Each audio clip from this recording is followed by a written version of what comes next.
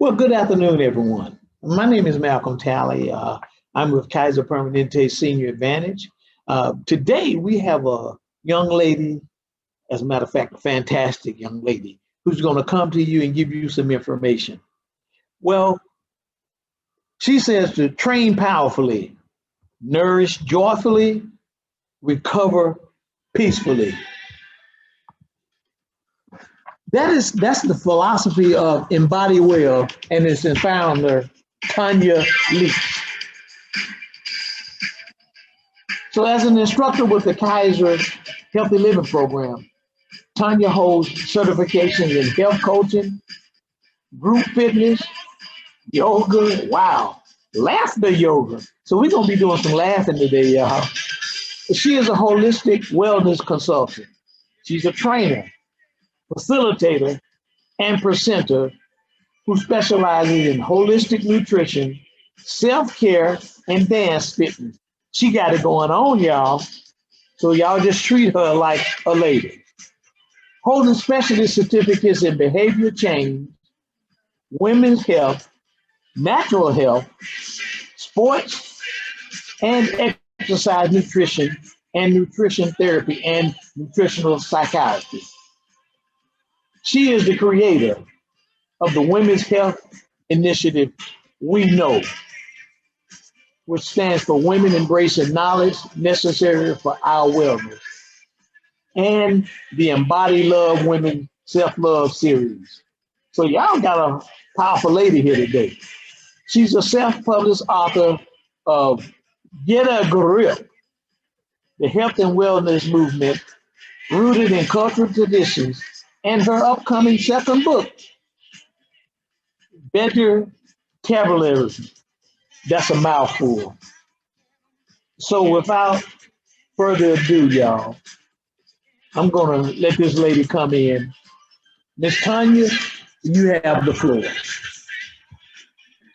Thank you so very much. And I am so excited to be with you. Thank you, Malcolm. Thank you, Eric, for bringing me to this audience. We're going to talk today about whatever you want to talk about, really. I'll start with stress and managing stress. And if that takes us in another direction in terms of our overall health and wellness, we'll take that direction. So the first thing I wanted to do is to sort of check in with people, because that's one of the things that I always recommend is that you check in with yourself to see where you think you are on the stress level. So today, if you were to rate your stress on a scale of just 1 to 3, we're not going to do 1 to 10 and get crazy, but just 1 to 3, low, medium, high. Low is 1, high is 3. You can put it in the chat, or if your camera's on, you can give me the the easy. All right, we got medium with Deborah. Any others? Oh, everybody up. Malcolm's up there. Bonita's up there. Joe is in the middle with Deborah. Anybody else? Crystal's high. Eric is over the top. He's a 4. We got some high. Okay, high. All right. Okay, well, so the good thing is we got something to work with. If you were at a 1, we'd be having a different conversation. Dennis is at a 2. Okay. So we all have somewhere to go, right, to manage our stress. Now, one of the things to keep in mind is that stress is natural, right? Stress sometimes propels us, right? So sometimes we get a little worked up. I was a little stressed before this presentation, but it was a good stress because it made me excited to go. So we want to manage stress, but we will never be able to eliminate stress. Anybody that tells you that is telling you a story. So we're going to talk a little bit about where stress comes from and then what we can do. So if we know the source and the root of it, we'll be better able to manage it. So does anybody, I'm gonna see how interactive you guys are feeling today. Does anybody have a sense as to what their definition of stress would be? Or if you have a definition that you know of stress, what would that be? And you can put it in chat, but Bonita, you're muted. So if you want to unmute. You can compare stress to being worried about something also, to be anxious of something. Yes. So my car, when I have a problem with my car, that's when I get stressed out. Yes. Until I take it to the dealership to find out what the problem is. Well, sometimes then they stress you out, but that's a whole different subject. Yeah. Anxiety, life circumstances, work. Yes. So those are all obvious. Yes, yes, yes. Those all are contributors to stress. Now, stress, interestingly enough, is one of the few words that actually is not only what happens to you, but also what causes it, right? So stress makes you feel stressed. So it can get a little confusing sometimes. But I'm going to give you a definition, and I'm going to share this with you really quickly. I hope everyone can see that. Give me some nodding heads if you can see it. Yes? Okay. So, what is stress? So stress is, according to Psychology Today, the non-specific response of the body to any demand for change. So by non-specific, that means that you as an individual may have a particular response, but then someone else may have a different response. But what I like to say is that stress is actually proof of the mind-body connection, right? Because you think something and your body responds. Stress is actually something that registers in your body. So if we go further, if we look at how it is caused by a demand for change. So in the case that your car gives out, right? That's changing your situation. So that's why it's causing you stress. And change is unavoidable. Excuse me. So stress is unavoidable. Have a little bit of water. Always have your water handy. And the definition of stress actually was part of a series of scientific experiments that were based on animals and their fight or flight response, right? So they experience some sort of trigger, right? A change, and they have to decide whether or not to fight or fly. So it evolved stress itself to be synonymous with distress. And distress is ultimately the negative stress that we feel, right? I mentioned how I was a little stressed before coming to talk to you today. And that's natural because I was going to be, I had to sort of change and be dynamic. So that was a good stress. So we're going to talk about the difference between good stress and bad stress. Well, I talked about how it's a response in your body. So stress actually affects you in a couple of different ways. This is your response. So there are some good things, right? In case you need them. Your vision and your hearing perk up, right? And this relates to kind of how we originally used our stress response, which was, being able to navigate much more. Well, I shouldn't say much more because some people would say that their office is as bad as a jungle. So, this was useful for us in other situations. So blood is actually sent to your muscles and away from your other bodily systems, including your immune system, your reproductive system, your digestive system, right? Your diaphragm locks up. Also, I talked about your digestive system, right? Your anus locks up so that we can't be having anything else happening while we're dealing with whatever we're dealing with that we're responding to. Your heart rate goes up, your breathing rate goes up, blood is sent to the muscles and they also tense up. And your metabolism actually speeds up. So you're given energy, your glucose will probably go up in your blood in order to respond to that. And your blood pressure goes up. So all of this is to aid you in whatever you need to do to respond to stress. So that's why sometimes you may feel your heart beating before you present something or before you go talk to your boss or before you have to to go on a trip even. So, so can anybody say that they've felt that experience?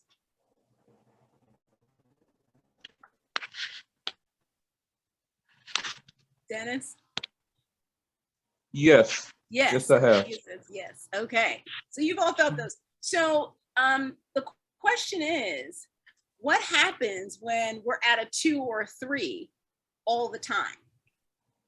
So I'm going to actually go back to that screen. So what happens if your heart rate stays high? What happens if your muscles stay tense? What happens if your blood pressure is high all the time? So this is the problem with what we call chronic stress. And chronic stress is what leads to a lot of disease conditions. And what we want to do is we want to break that cycle, right? If stress is unavoidable, what we have to figure out is how to not have it happen to us all the time, not to stay at, certainly not at level 3, but even level 2, we want to come down to 1 once in a while. All right, so that's what we're going to talk about today is what are some of the ways in which you can actually break the cycle and not be stressed all the time. Chronic stress is one of the things that plagues our sort of current day, right? We are in an environment and a culture, to be honest, that fosters stress. And some of it we have to control by our minds, right? Sometimes we make a decision or have a thought that really causes us to feel stress. And that way we can control it. What happens in our body, we can also recover from, right? And break the cycle. So we're going to talk about how we can do that. So the way that I look at that is twofold. And I'm going to show you. So I just talked about the mind and the body being able to play a role in breaking the cycle.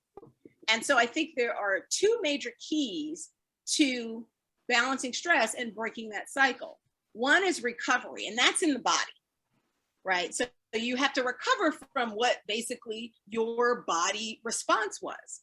The second is prevention of unnecessary stress. So really not taking it there if it doesn't need to be there. If you don't need all of those responses that we just talked about, then, how do you make sure that you prevent that unnecessary reaction? So in recovery, what do you guys do currently to recover from stress? If you felt it, if you felt that heart rate going up and you felt like, oh my gosh, that was a stressful situation that I was just a part of, what do you do to recover now? Does anyone have strategies coping mechanisms that they use now? Try to back away from that situation. Getting out of the situation is key. Take a break from everything. Yes. So how do you take a break? Take a walk. Somebody said, take a walk and clear your head. How do you take a break? Let's get specific, because we really want to have in our arsenal things that we intentionally think about that we can employ to recover from stress. And this is important for us to do. Some people call it self-care, but this is important for us to do on a regular basis, because just like blood pressure, which they call, a silent killer, right? Stress sometimes we don't really appreciate the amount of stress that we're holding in our bodies. And so the ideal is that you do anything that you practice as a recovery mechanism on a regular basis. So taking a walk is a great idea. So exercise helps. Talking about it, talking about the situation is actually one of the things underutilized avenue that a lot of people have. Meditation. And Nakia says she can last 2 minutes before her mind starts wandering. You know what? It doesn't take a lot of time.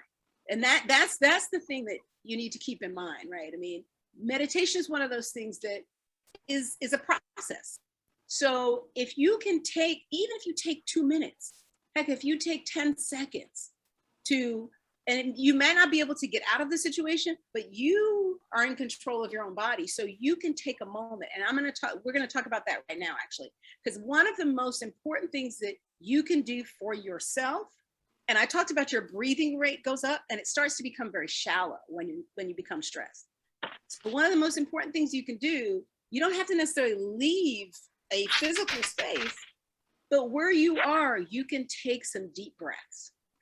That is the first thing that you can do. And that is the basic form of meditation. Deep breathing is the most elemental form of meditation. So what we're gonna do this right now for you 2 and 3s. We're gonna do a little breathing exercise. So I want you to sit up in your chair, and ideally your feet are grounded. You can also do this standing, of course. I want you to put your hands on your belly and rib cage, because when we breathe, and actually you can put one hand here on your chest and the other hand on your rib cage belly, because when you breathe, especially when you're stressed, you're breathing here, right? This is what's moving. When you're breathing fully and deeply, you're taking all your lungs are expanding, so the rib cage and the belly should actually expand. All right, so what I want you to practice, breathing in and out through your nose. And when you breathe in, I want you to allow so I want the breath to actually expand into your belly. So this hand, whatever hand you have on your belly, or if you choose to have both, should push not just forward, but out. There should be an expansion. And then when you exhale, again through your nose, you're going to, and sometimes in laughter yoga, actually, we work on breathing, we'll actually use the hands to mimic the motion that should be happening. But for now, I want you to just keep it here and I want you to feel it. So we're going to take 3 deep breaths. All right. So remember, in through the nose and out through the nose. Inhale. Take it all the way deep down. Feel it open. If it doesn't open, make it open. Exhale. Slowly and gradually feel it come out. Feel your belly, the rib cage kind of deflate. Inhale.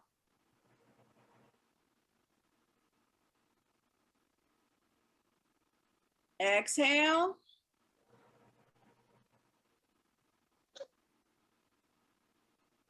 One more time.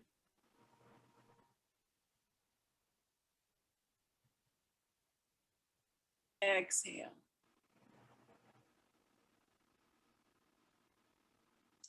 Now, for those of you that did that, do you feel a little calmer? Do you feel a difference? Yes.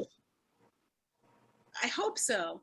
So, it can be as simple as taking a few deep breaths, because what you're doing is you are recovering, you're basically reversing that stress response in your body. And that's actually reducing all the things that come with stress, the inflammation. There's a number of things that come with the stress. And again, if you carry that on a regular basis all the time, it has an effect on you, a long-term effect and impact. So what you want to do is you just want to bring it down. Bring the breathing rate down, bring the heart rate down, and that can create calmness in your mind and your body. So that's your first tool that's available to you.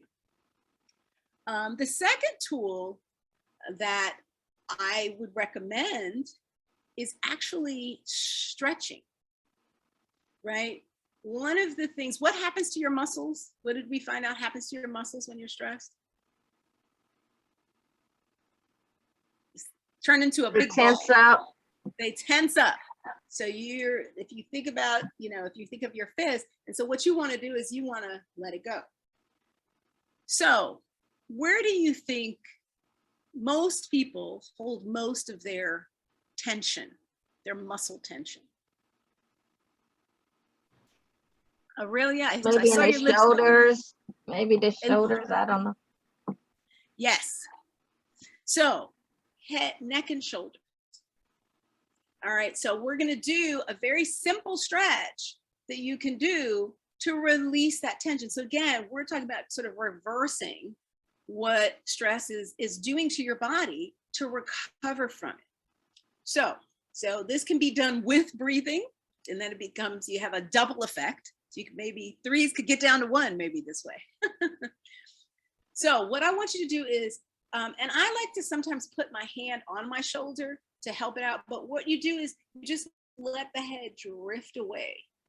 So I try to get as much distance as possible between the ear and the shoulder. And sometimes I'll hold my shoulder down just to create even more distance. And what that does is that stretches out that tense muscle there between the neck and shoulder. And you can just hold that. Because stretching actually takes between 30 and 60 seconds to really allow the muscle to react. So you want to hold that. And you may feel a point at which, your head starts to really kind of droop and fall because the muscle is letting go. That tension is releasing.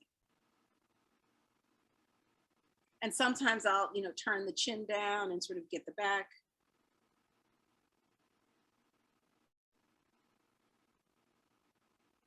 And again, if you do this while you're deep breathing, on that exhale, the muscle tends to relax because it's gotten that oxygen, that nourishment. And so don't feel like you have to rush. Again, this is about slowing down. So you can stay here for, again, as I said, 30 to 60 seconds. Now, if anybody did that, we need to be balanced. So you should do the other side. So I'm going to encourage you to do the other side. And just, again, gently rest your hand on your shoulder.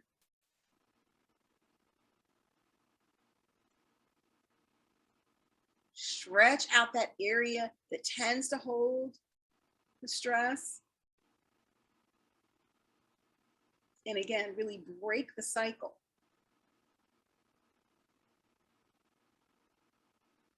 And again, you can always look down, get the back of the neck.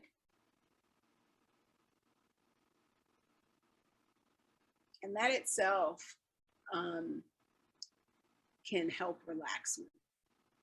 So you may feel, if you did that, you might feel a difference in terms of, it feels longer because we spend a lot of time, especially for chronically stressed like this, with our shoulders up close to our ears. And even if we become conscious of that and pull them down, that's already starting to counter the effects of stress. Okay. So there is one other thing that I'm going to recommend. And Malcolm mentioned that I am a laughter yoga leader. And laughter yoga is a practice that is focused on laughter. And laughter is actually, I actually use it as a tool to determine how stressed I am. If I can't laugh out loud, right, without something causing me to laugh out loud, I should just be able to go. If I can't do that, then that means that I'm at a 4. I'm with, I forgot who said it, I'm at a 4. Because your ability to laugh is, one, tied to your mental. So where you are mentally, right? We talked about stress is somewhat starts in the mind. And my physical. Because laughter requires you to actually, it is actually a huge exhale. So it's you releasing. So when you laugh, if you're able to do that, if you can't laugh, it's probably because you're bound up and you can't release. The breath is very shallow, both in and out. So your ability to laugh, and some people are not, you don't have to be, my instructor was called it laughter blasters. Like, you don't have to be the person that is like, has the loudest laugh. It could still be whatever your laugh is. But laughter is actually a huge, huge, huge way in which you can release some of your stress and recover. So we're going to do what's called a laughter yoga exercise. Okay. And it's going to be very simple. And what we're going to do is, one of the other things about laughter yoga is we try to actually bring your left and right hemispheres of your brain, right? Your analytical side and your creative side together. And so what we're going to do is we're going to have the sound of laughter, which actually, so for those of you who don't know, your brain doesn't know the difference between a genuine laugh and a fake it till you make it laugh. Right? So your brain just feels what's going on in the body and says, oh, there's joy. I guess I should be. So, and it's the same with smiles. When you trigger your smile muscles, your brain actually detects that. And this has been studied and, confirmed that you can actually take it. So stress goes from your mind to your body. You can take it from your body back up to your mind and change your mood by affecting it in your body. Okay. So what we're going to do is it's going to use a little clap. And what we're going to do is we're going to do a ha ha on one side. And then on the other side, we're going to do a ho ho ho. And your ho ho ho, just like the, mythical Santa Claus, sorry if I'm busting anyone's bubble there, needs to come from the belly. Okay. And that's requiring us to breathe from the belly. Okay. So we're going to go, ha, ha, ho, ho, ho, ha, ha. Come on and join in. Ho, ho, ho. Couple more times. Ha, ha, ho, ho, ho. Ha, ha, ho, ho, ho. Ha, ha, ho, ho, ho. Ha, ha, ho, ho, ho. So hopefully you got a little authentic laugh out of that, right? Because laughter is what happens when you hear somebody else laugh? You tend to laugh. And it's contagious. Yes.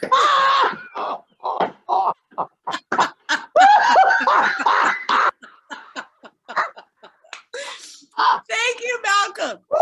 So in laughter yoga, okay. Oh, I'm laughing till I'm crying. So in laughter yoga, one of the things that we do is we use each other, right? So sometimes someone may have gotten to laughing genuinely, and their laughter is infectious and contagious, and so it makes you laugh genuinely, and then it becomes this sort of big party of viral laughter. I hate to use the word viral at this time, but this is a good virus. So let's recap really quickly. You've got 3. I'm going to give you a 4th one, but this one is something that you should be doing all the time. It's actually last but not least. There's 3 options I've given you, which are cheap, accessible to you at all times. What are those options to recover from stress? Give me one. Laughter. Laughter. Whatever way you can get it. I like to tell people, get a laughter buddy. Somebody you can call up and just start laughing. Breathing. Breathing. Deep breathing. And To the belly. And what's that? Stretching your neck. Stretching. Yes. Yeah. So laughing, breathing, stretching. You do those things on a regular basis, intentionally put those in your schedule, whether it be daily, I hope at least weekly. Find some time to breathe daily, but really intentionally, breathing deep. Stretch. You should stretch daily too. And then laughing as often as you can. I think there's some statistic that says that, children laugh somewhere between 200 and 500 times a day. Adults, like 10 to 12, maybe, if you're a good laugher. So you want to up that laughter quotient. All right. And then there's also things like someone mentioned taking a walk.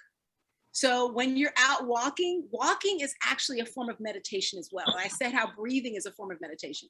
So if you walk and begin to really slow your breathing down, so not something where you're, trying to, but something where you're just kind of letting things go, right? Almost sort of releasing that muscle tension and breathing at the same time. That's a great combination. So the last thing I'm going to mention is last but not least, and it is absolutely critical to your recovery. And it's something that you do every night. What is that? Pray. Leake.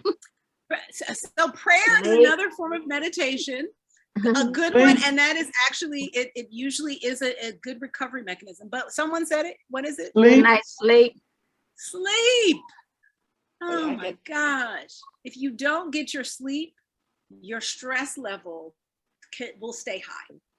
You have got, and I understand the irony, right? Which a lot of people who feel stressed can't sleep because they're stressed.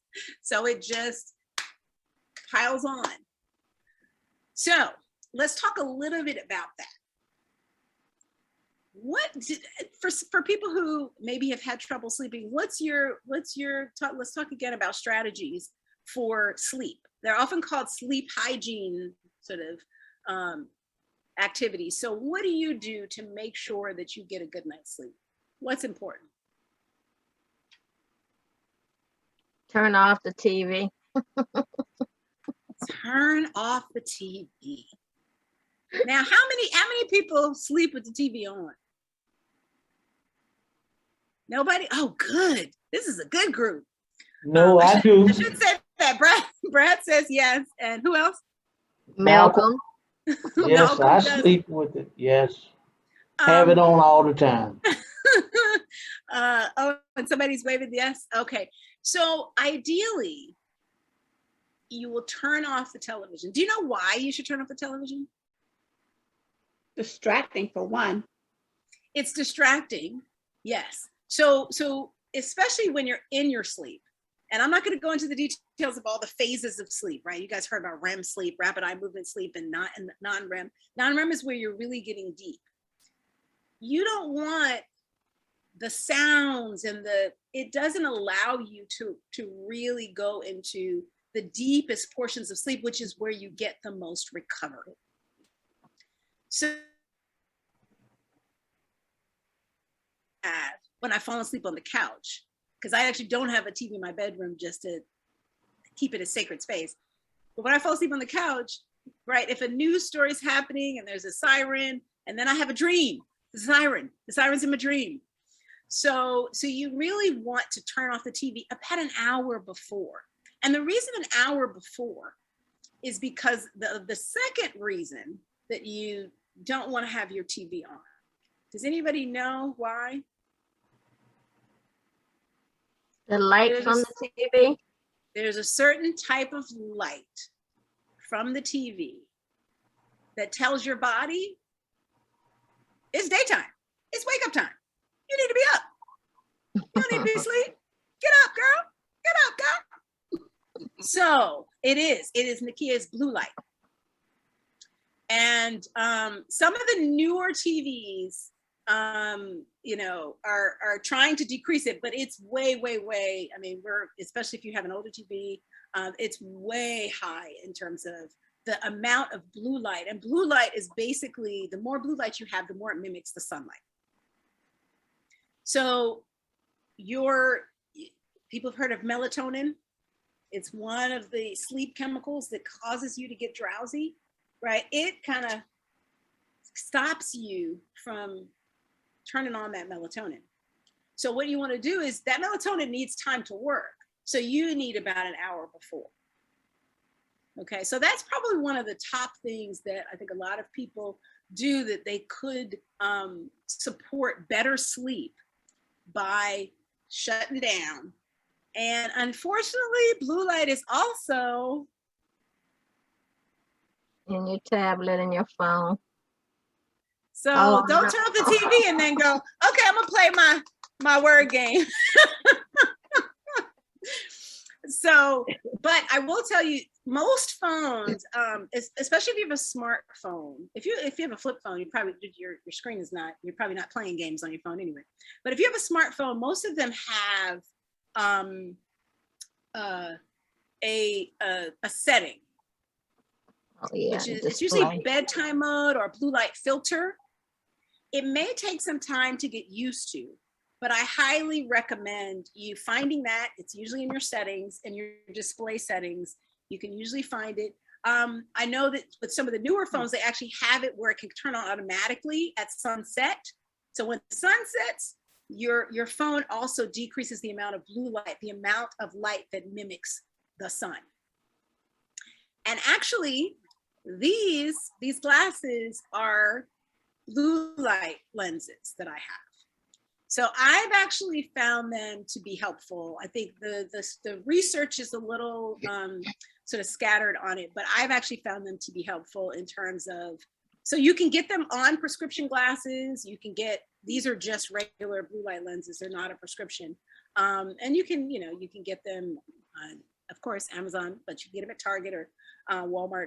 And so it does help if you haven't turned the phone down, or I use it with my computer because I'm on my computer a lot. So shutting things down. Let's talk about some other sleep hygiene, because this is really, really important. And I'm actually, there's a wonderful book called Why We Sleep by Matthew Walker, and he will scare you to death and he'll make you sleep, because he basically makes it a life or death situation. He talks about how kids with ADHD, the estimate is about 50% of kids that have been diagnosed with attention deficit disorder actually are just not getting the sleep that they need. Older people with dementia, same thing. Check in on sleep quality before sort of, just kind of letting the other factors play a role. So sleep is absolutely critical. What are some of the other things that are important for sleep besides the light and Taking the a shower. distraction? What's that? Taking a shower at night So before you go to bed. that is helpful. One of the things that is interesting, given that, is your body temperature goes down when you go to sleep. So is anywhere between, so your temperature in your room should be anywhere between 68 to 72. Some people will say as low as 65. Oh, It really is a very individual thing. Yeah, you don't want to get cold. So, but find that temperature that you feel like you can kind of nestle in and get comfortable. But it does, your body temperature does drop. So it certainly shouldn't be 80 degrees in your room. That's not going to allow you to sleep well. So when you talked about the shower, if you're going to take it like an hour before, that's a nice way, especially a warm shower can kind of get you relaxed, because you want to be relaxed to go into sleep. But you also don't want to take a hot, super hot shower, right? Because you want to allow your body, support your body in the temperature drop. So a shower can be very relaxing, a bath. So the relaxation component is great to be able to allow you to have this sort of, regular activity that you do before sleep to get into that mode. But keep in mind that sort of temperature thing. But the temperature also in the room is important. Bradley said sound. Sound is, yes, you don't want to have those distractions, loud sounds. So some people do use maybe nature sounds or sounds of the ocean, or some people have sounds that they find really support them in going to sleep. Calming type sounds, yes. Anything else that anyone can think about? We did talk about light, and some people use blackout curtains so that they can actually not have the light from when the sun rises if you don't have to get up at that time, or if you're not up before that time, you may want to actually prevent the light. So those are Maybe those are something some, that relaxes you. Maybe something that relaxes you, like reading a book or something that relaxes you, or so having some activity that relaxes you. And for some people it could be a shower or bath. For some people it could be reading a book. For some people it could be listening to music. Find something that can be kind of your little ritual to get sleep. And keep in mind that it's not just about you falling asleep quickly. It's about you being able to transition through the various phases of sleep and get into those deep sleep stages that allow you to recover. So all of this stuff is preparation for that. Okay. Any other questions about recovery? You guys now have all the tools I think that you need to take care of yourself and help manage stress in your body, especially we're gonna feel it. So how do we make sure we're on a good path as far as incorporating recovery mechanisms? So now let's talk about your mind. This is trickier, as you can imagine. What do you know stresses you out? I think someone mentioned earlier, certainly when your car has an issue, and if you depend on your car, then that becomes a stressful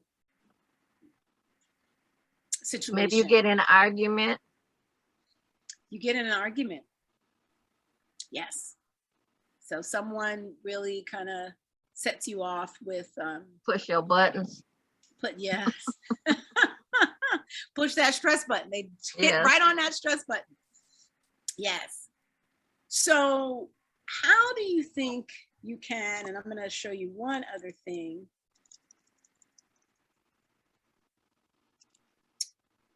All right.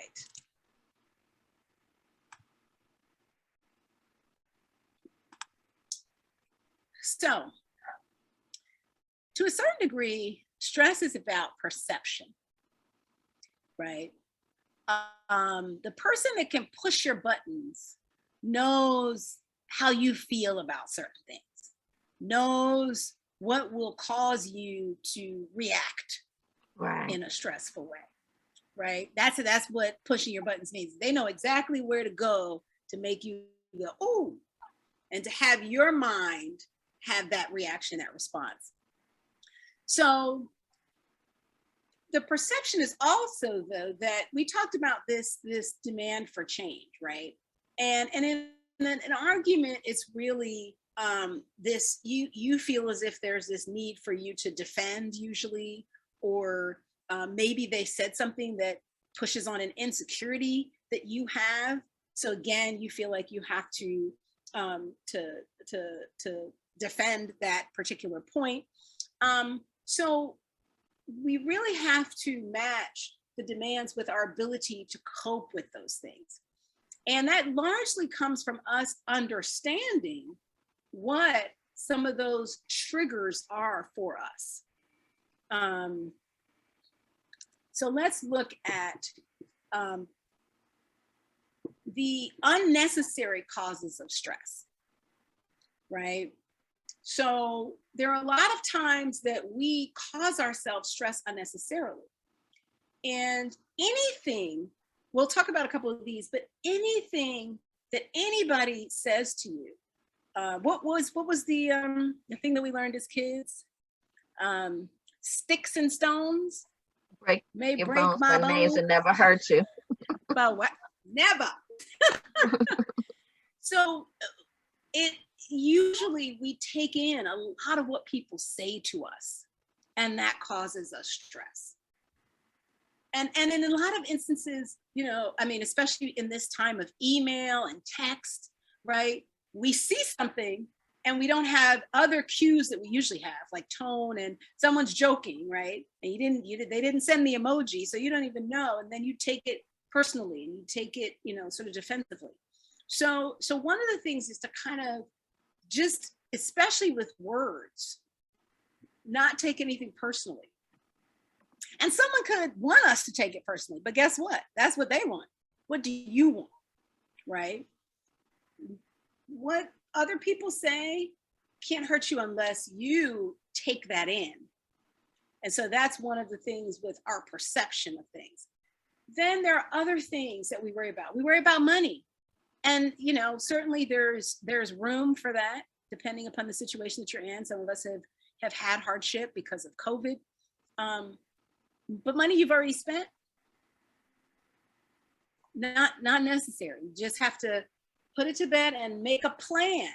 So ultimately what we're going to talk about with respect to minimizing is really, you know, changing your perception, but then also making a plan to address whatever is coming up for you as a stressful situation. Being late, can't stress about it. It is what it is. You know, again, make a plan. You can call somebody, you can, thankfully we have the technology, right? Cell phone, just call somebody, hey, I'm gonna be late, and just let it go.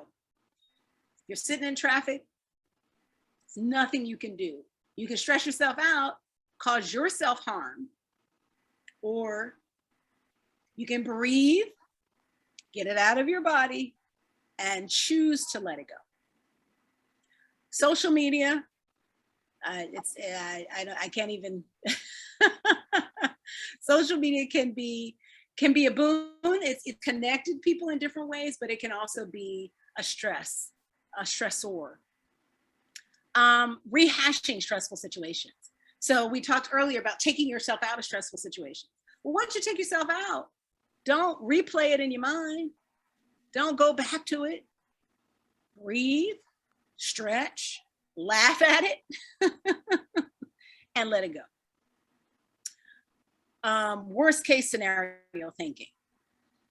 This is, you know, where, you know, a friend calls you and says, oh my God, I got to talk to you. And you're like, oh, what happened? Something happened. And then they call you back and they say, oh, I just won the lottery. I can't believe it. You know, you caused yourself a lot of unnecessary stress by just putting the worst case scenario out there. So if there's no reason to jump to a bad conclusion, try to pull yourself back from that. Clutter in your home or office can cause some people stress, some people not, and procrastination. So really, one of the key things is to understand and identify what might cause you stress and figure out a plan to get where you can really minimize how much stress that causes you in the future. Does anyone have anything they want to share with us in terms of something that okay, so someone, Malcolm said, shared worrying about bills. Worrying Good about afternoon. Go Hello? ahead. Yes. My pastor once told me, if things get really bad in your head and you're stressing so much about it, just change the channel. Oh, I love that. I love that. If it really gets too bad, yes. just Change to a different channel. I love that. And in that spirit, one of the things that, you know, I like to talk about is there's a tool in psychology that, you know, has your feelings on it. And it's actually a little wheel and it's got all the little feelings on your spoon. So the top half are some of the, you know, not so great feelings, and the bottom half are the positive feelings. And, you know, there's three main ones, and it's a part of the saying that Malcolm mentioned at the beginning. And so it's joyful, peaceful, and powerful. And you got to find your joyful channel. You have to find your peaceful channel, and you have to find your powerful channel. How can you create those feelings and really just change the channel from whatever, you know, basically make that a distraction and sort of change the channel? So really become aware and identify what activities, what people, what sort of places you can go bring you joy, peace, power, make you feel powerful. Because that's the channel you want to switch to. Because all of those things can bring you the recovery that you want from stress. And they also take you off of the thing that kind of keeps that going, right? Makes that chronic that we talked about, makes it happen in your body all the time and leads to other health issues, right? So this is, and that's why I say stress is really proof of the mind-body connection. Because when you can think in the positive, right? In the good stress side, right? The joyful, the peaceful, the powerful side, you allow your body to recover and you minimize the effects of some of these other stressors. Now, again, we said we can't get rid of stress entirely, but we can cope with it, manage it with these different tools that we have at our disposal. So one, we've got the body tools, we've got the breathing, we've got the stretching, we've got the laughing, we've got the walking, we've got the sleeping. And then on the other side, we've got the how do we shift our perception of what's going on to a more joyful, a more peaceful, a more powerful channel. I love that, the channel. So tell your pastor I might steal that and use that again. So is there anything else, any other questions that people have about managing stress? And you know, again, just keep in mind that this is important because that chronic stress, that being in, you know, we talked about 1, 2, and 3, 1 low, 2 medium, 3 high, being at 2 or 3 all the time really taxes us mentally and physically. So we have to incorporate regular ways of recovering. So we come down to 1, we may go back up to 2. Maybe we can keep it in that 1, 2, and maybe, you know, there are times when we go up to 3, but how can we bring it down to 1 as often as possible? So Malcolm asked, what about headaches during stress? So headaches are, again, part of blood going to the muscles, right? So it's changing where the blood is going, including, you know, there are muscles in your brain that are tensing. Muscles around the skull, I should say, that are tensing that cause headaches. The things that we talked about to recover your body can help with that. So first of all, again, when you're breathing shallowly, your brain may not even be getting the oxygen it needs. You want to make sure you breathe. Deep breaths, in and out, really down here to the diaphragm, right? Your diaphragm locks up in stress. When you breathe down here, it frees up the diaphragm. So that can help with headaches. Again, stretching, releasing the muscle tension. So not only in the neck and shoulders, but also in the head. All of this is connected, particularly in this area, in the shoulder girdle area. So stretching, very, very helpful. If you prayer, someone mentioned prayer. Getting into a space where you're, again, sort of releasing some of those responses that your body is having. And the headache accompanies that response. Now, this is separate from, you know, some people will get migraines. This can help with that, but depending upon the severity of the migraine or the headache, you may need some other interventions to really, really bring it down because you've kind of shot off the scale. But yes, you can use these same tools to help with headaches during stress. Any other questions?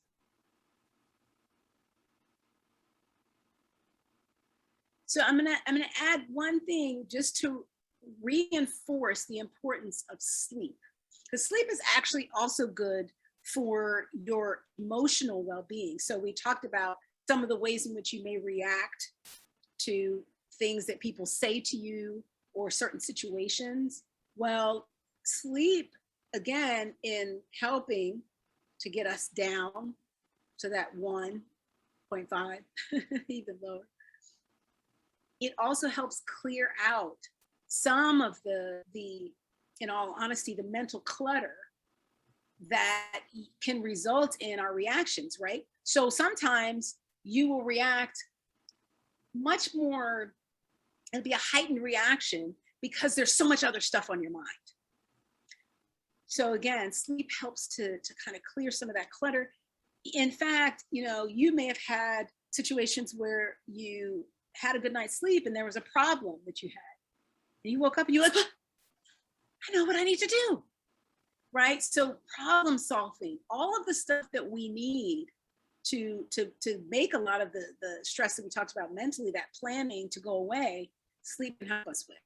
So I'm just going to tell you one thing that the book that I mentioned, Why We Sleep, he talks about the fact that the Guinness Book of World Records at, I forgot the year, but they stopped allowing records related to sleep deprivation.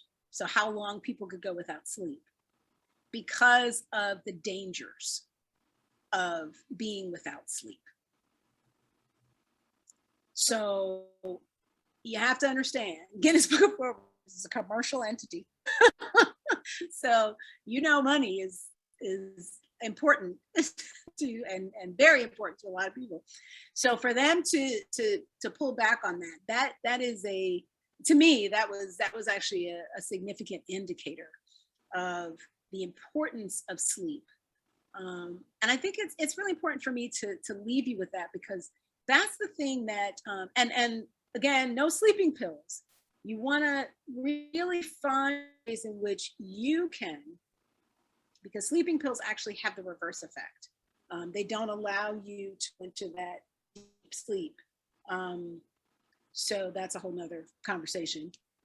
So you want to find ways that starting an hour before, you're really thinking about how you can get your best night's sleep. And it could be some of the things we talked about. It could be breathing, right? It could be stretching. There are a couple of yoga poses that if you go to any of the Kaiser yoga classes, their yoga instructors can offer you. The one, legs up the wall, actually helps with sleep.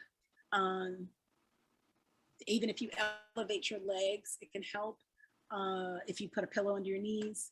So I just want to leave you with that in terms of stress, because it is the last thing we talked about with respect to recovery, but it is one of the most important things, and it kind of bridges the gap between your mind and your body.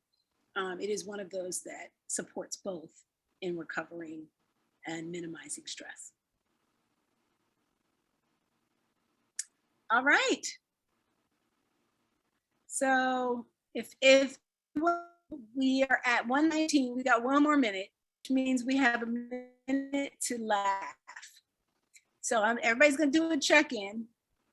And even if you just smile, that has an effect. So I'm looking at you, Anne. I want to see a little smile. Aurelia, anybody else can turn on their cameras so you can have a little chuckle. You can smile. Just if you turn that already has an effect on your brain. So the more you smile and laugh, yes, yes, Joe, we got teeth, Eric. And Bradley's giving us the emoji. That's good enough. So remember, laughter, you know what I always say is, if you are in an argument with someone and you're trying to figure out how to not let them get in your head, I tell people to do the 3 things that I told you. Standing in front of them, stretch, take a deep breath, and then just